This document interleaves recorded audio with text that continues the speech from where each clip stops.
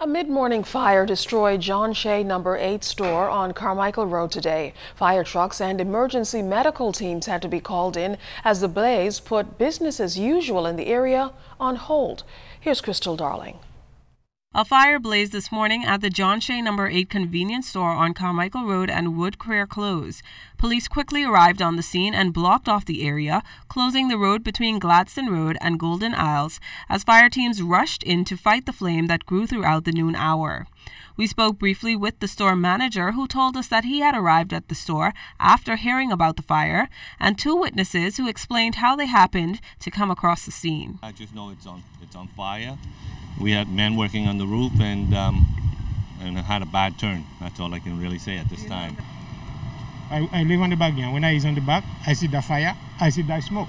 When I see the smoke, and I come to see. I was really shocked. I thought it was the building next to it. Until I parked here, I realized it was Chea. But every week, at least twice a week, I'm in Chea. Yeah, and it's really heart-wrecking. Officials from the Royal Bahamas Police Force say shortly before 11 a.m. this morning, they got a call about a fire on Carmichael Road. When they got there, they saw smoke coming from the rooftop. Eventually, a truck from the airport crash and rescue department was requested to aid in the operation. Police Chief Superintendent of Fire Services Walter Evans explained that the intense flames spread quickly. Trucks that arrived here, they came filled with water, and one can imagine that in an operation such as this requires a significant amount of water, far beyond what one truck, two trucks, 3, 4, 5 trucks will carry. And so when one truck is emptied, it has to leave and it has to go to a nearby fire hydrant, and wind would have assisted in the propagation of this fire.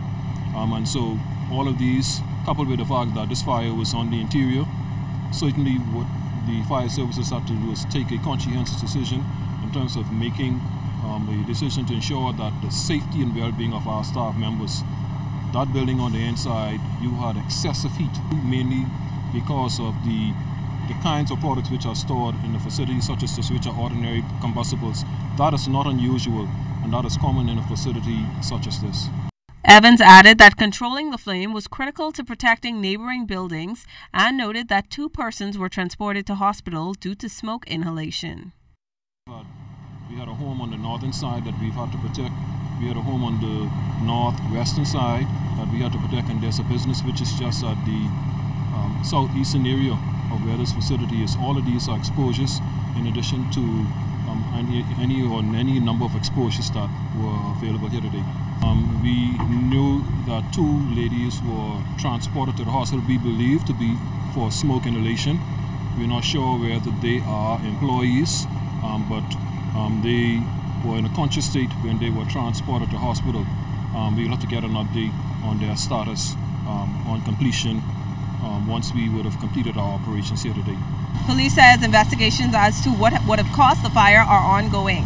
I'm Crystal Darling, ZNS Network News.